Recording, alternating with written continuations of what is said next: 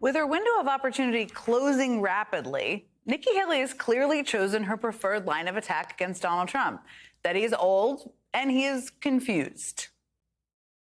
They're saying he got confused, that he was talking about something else. He was talking about Nancy Pelosi. And the fact that he got confused and didn't acknowledge the fact that it was actually Nancy Pelosi he was supposed to be talking about. The reality is he was confused. He mentioned it 3 times. He got confused. You know, we talked about, okay, he was having a moment. He was confused. What is he talking about? I mean, look, we've seen him get confused. He was confused the same way that he said he ran against President Obama. And we're going to have someone who we can or can't be sure that they're going to get confused. We can't have someone else that we question whether they're mentally fit to do this. We can't.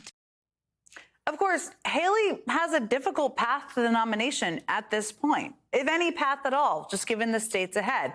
But if these attacks don't help her prevail against Trump, they could still help Joe Biden. That's because attacks in primary campaigns can often reemerge in general elections. For example, Barack Obama made Mitt Romney the poster boy of corporate greed back in 2012, slamming him for his job-killing buyouts of struggling companies during his time at Bain Capital. But the truth is, those charges were amplified, lifted up months earlier by Romney's Republican opponents in the primary.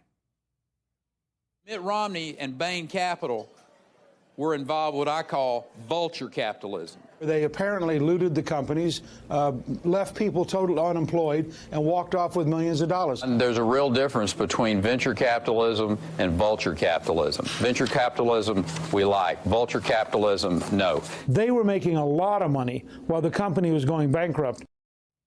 Yep, believe it or not, President Obama actually had Rick Perry and Newt Gingrich, of all people, to thank for helping lay some of the groundwork there.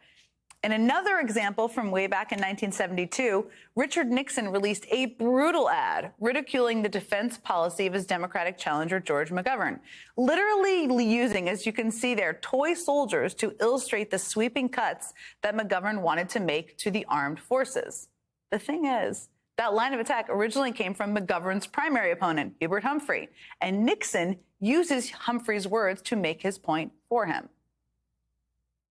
Senator Hubert Humphrey had this to say about the McGovern proposal.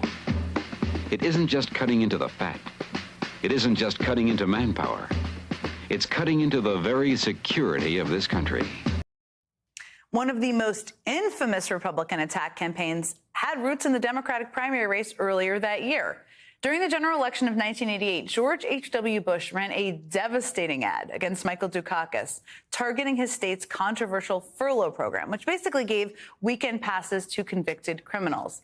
But Bush wasn't the first to attack Dukakis on those weekend passes.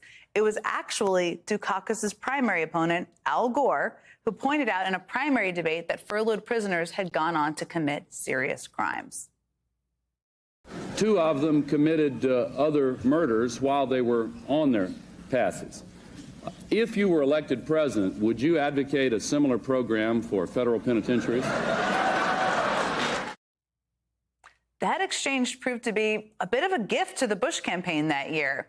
And as it turns out, the more politics changes, the more the tactics seem to stay the same. In the past week, the Biden campaign has already released an ad using Nikki Haley's attack on Trump to their own end. Her voice, her words. And here's the president just last night during a speech in South Carolina.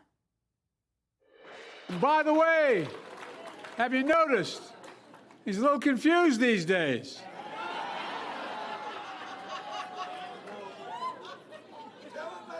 He apparently can't tell the difference between Nikki Haley and Nancy Pelosi. That is the Haley attack she's been doing on the trail against Trump. So the Biden team is clearly ready to run against Trump. We see that. They've said that. But in the meantime, they might not mind some of these assists from Nikki Haley.